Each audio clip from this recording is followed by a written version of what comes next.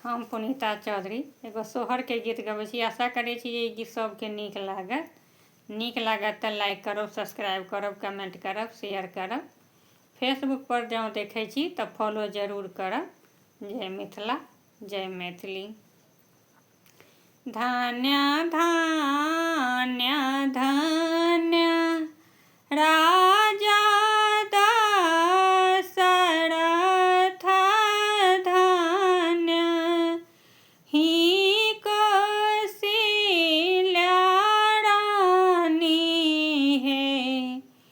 ललना रे धन्य अयोध्या राज की राम जी जनम लेल रे।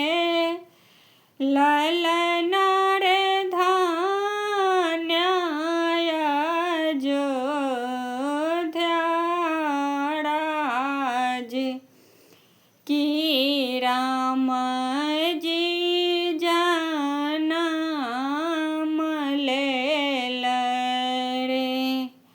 आबथु पंडिता पुरहिता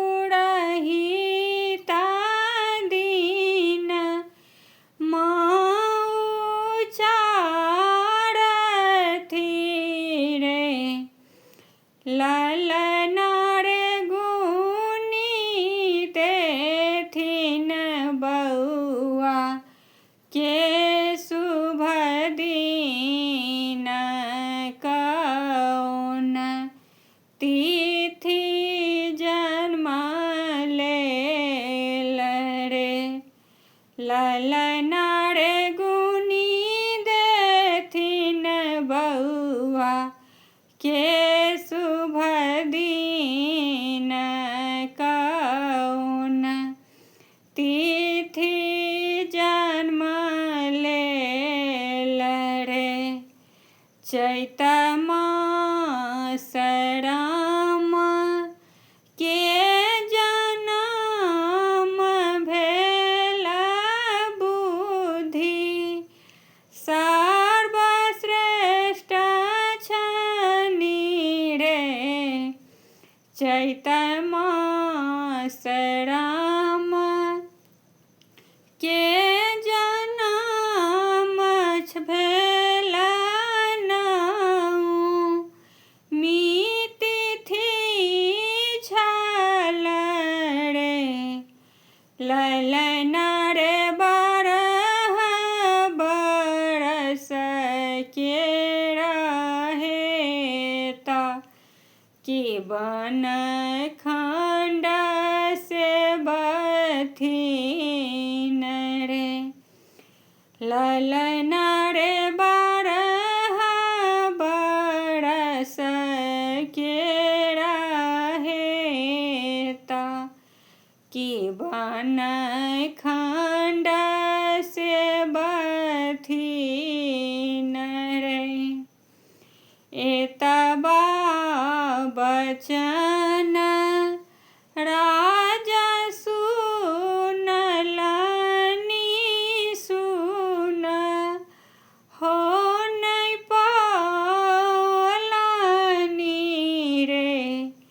ललना रे येरी मोरी टनलनि चदरिया की अब नहीं बाँचब रे। ललना रे येरी मोरी टनला चदरिया की अब नहीं बाँचब रे। जनि कानु जनि खिजुरा जादा दशरथ जनि लोर ढारहु रे। ललना रे कतहु भय राम